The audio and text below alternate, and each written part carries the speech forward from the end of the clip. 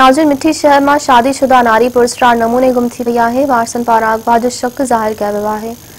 Report करे रहियो आहे गाज़ी नोहड़ियो। नाज़रीन, मिठी शहर में रात देर से परिणयल नारी कविता मेघवाड़ पुरस्कार नमूने गुम थी वही है,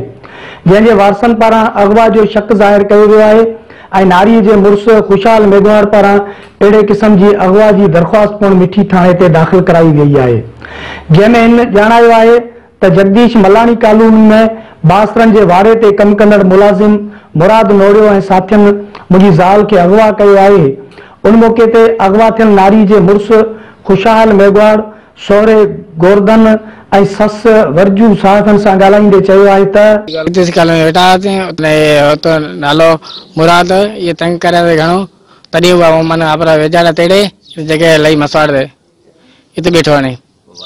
मुराद नोड़ियो ये तंग करे वाड़े दे रहो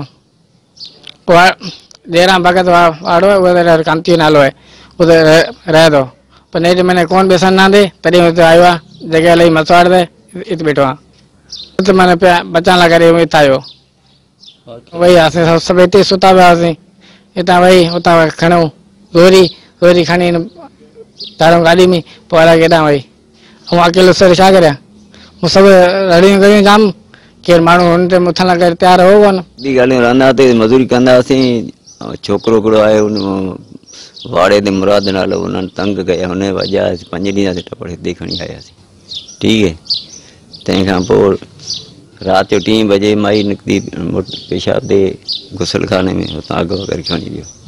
नोरी है हन वागे ते रहे तो पगार ते हन वो असाना डाडो तंग करतो है असे मिस्किन मारू असे कोठा पुजा असांजी गरीबरी लज पची वार चाऊ। कैमरामैन दीवान राठौड़ से गद गाज़ी नोड़ियो, मेहरान टीवी, मिठी थरपा।